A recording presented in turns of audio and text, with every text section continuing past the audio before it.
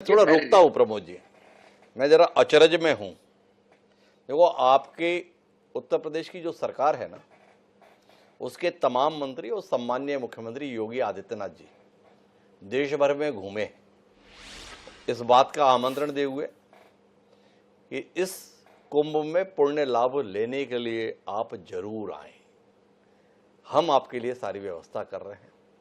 एक बेहद सुंदर व्यवस्था के साथ इस आयोजन को संपन्न कराने के लिए उत्तर प्रदेश सरकार कटिबद्ध है। ये वातावरण बनाने में आपने सफलता हासिल की थी। मैं आपसे जानना ये चाहता हूं, आप सार्वजनिक जीवन जी रहे हैं, लोग विवाह समारोह के लिए आमंत्रण दें और आपसे कहेंगे कि साहब विवाह है, आपको जरूर आना है, और जब विवाह समारोह में दाखिल होने के लिए पहुंचे तो बाहर गेट पर आप बोर्ड लगवा दें हाउसफुल, वापस लौट जाए। आप हमारे साथ ऐसा ही कर रहे हैं। 100 किलोमीटर, 200 किलोमीटर और 300 किलोमीटर पहले मुदारदी कर रहे हैं आपके अधिकारी। भीड़ बहुत है, वापस लौट जाइए, जो जाए वहां से लौट जाइए। लोग कुंभ में नहाने के लिए आए थे, संगम में नहाने के लिए आए थे, बोले जहां जो है वहीं पर डुबकी मारो और लौट जाओ, वही पुण्य लाभ मिलेगा। आपके अधिकारी ही धर्माचार्य में तब्दील हो गए, बोले यहां डुबकी लगाओ पुण्य मिल जाएगा। तो फिर जाके हम संगम के संदर्भ में इतनी मान्यता, इतनी आस्था, इतनी अर्चना, इतनी वंदना,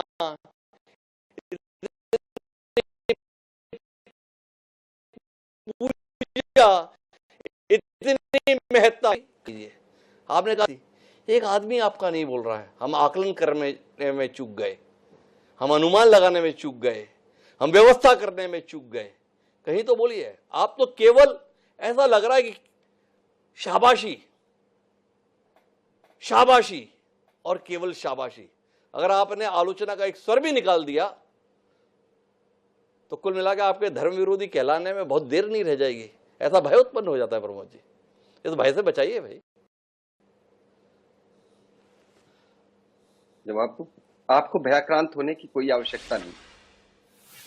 बड़ी विनम्रता के साथ आपकी प्रश्न का एक जवाब देना चाहूंगा। ये तुलनात्मक विश्लेषण, मुझे खेद है कि मैं इस तुलनात्मक विश्लेषण से सहमत नहीं हूं कि आप विवाह समारोह में बुलाए गए कतिपय निमंत्रण पत्र के द्वारा ही जो बुलाए, निश्चित निमंत्रण पत्रों के द्वारा बुलाए गए अतिथियों की तुलना कर रहे हैं इतनी बड़ी आस्था और श्रद्धालुओं की संख्या से।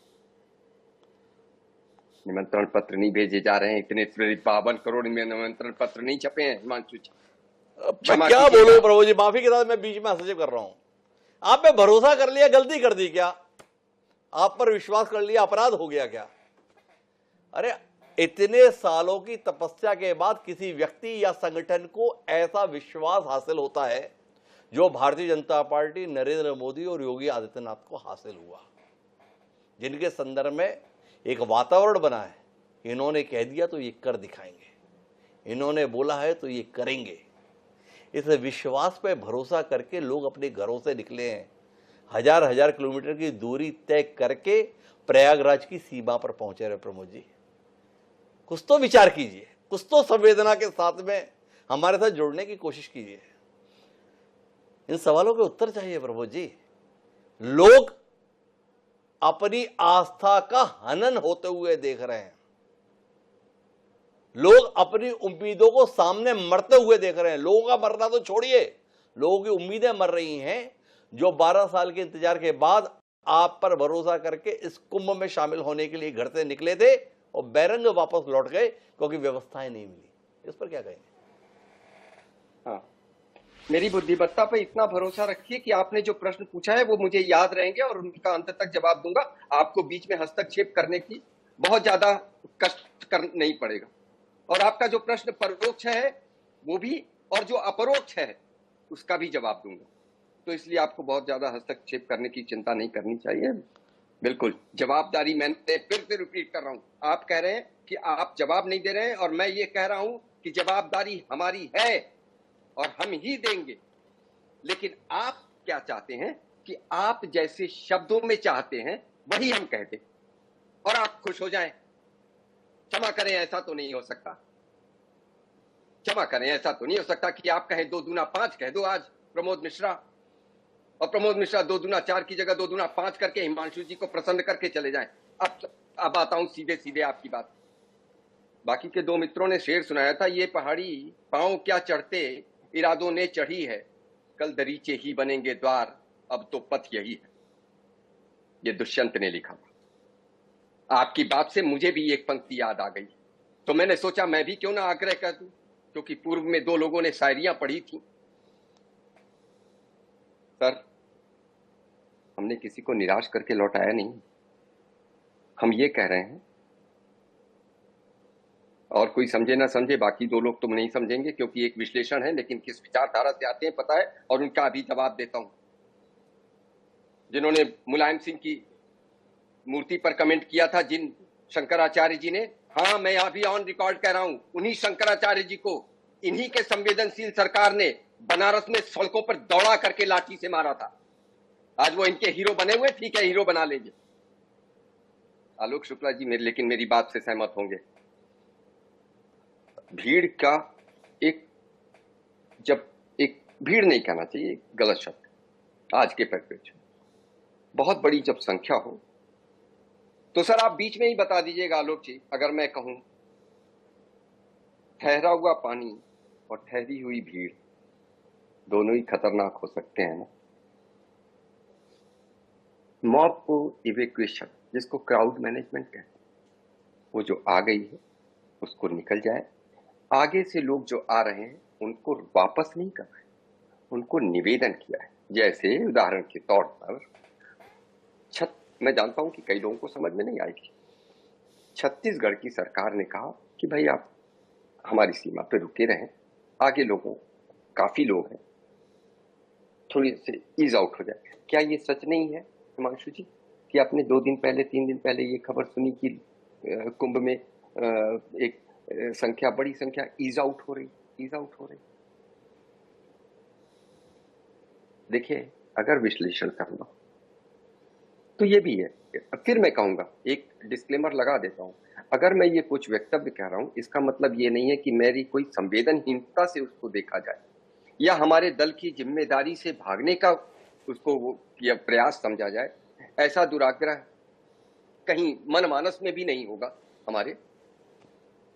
लेकिन एक बहुत बड़ी संख्या, हम आप भी इसी समाज में रहते हैं और हम सभी, ऐसा नहीं है कि कहीं ऊपर रह रहे हैं और लोगों से टच में नहीं।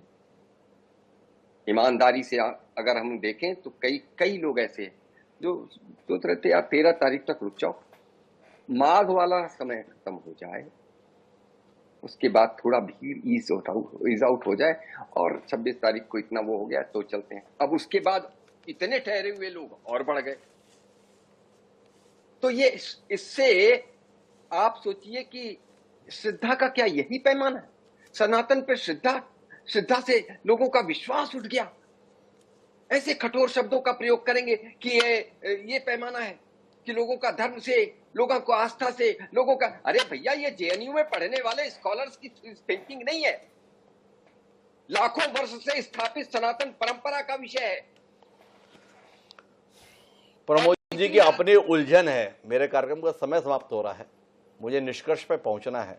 पर प्रमोद जी एक बात आपको स्पष्ट करता हूं, धर्म पे किसी का विश्वास नहीं उठ रहा और सनातन कहीं खत्म नहीं होने जा रहा। उसका तो नाम ही सनातन है। सनातन का अर्थ ही है चिरकाल तक जो स्थायी है। जब तक समय रहेगा तब तक सनातन रहेगा। दांव पर आपकी साख है, उस साख की चिंता कीजिए। आपने बड़ी तपस्या, बड़े परिश्रम और पराक्रम के साथ, अपने पुरखों की पुण्याई के साथ इस साख को देश में स्थापित किया। इस आयोजन में होने वाली इस प्रकार की घटनाएं आपकी साख को दांव पर लगा देती हैं। जिनके कारण भी ये साख दांव पर लग रही है उनको पहचानिए और समय रहते उनको दंडित करने का उपक्रम कीजिए। चुनौतियों के संदर्भ में पीठ दिखाने में साहस नहीं है, चुनौतियों का सामना करते हुए और अपनी भूलों को स्वीकार करने में साहस है। क्या इस आयोजन के संदर्भ में किए गए तमाम यथेष्ट प्रयत्नों के बीच जिम्मेदार लोग अपनी जिम्मेदारी भी स्वीकारेंगे और इसमें होने वाली चूकों के लिए सही व्यक्तियों को पहचान करके दंडित करेंगे, ये आने वाले समय का सवाल है। हमें उम्मीद है कि हमें इसके उत्तर आने वाले समय में मिलेंगे।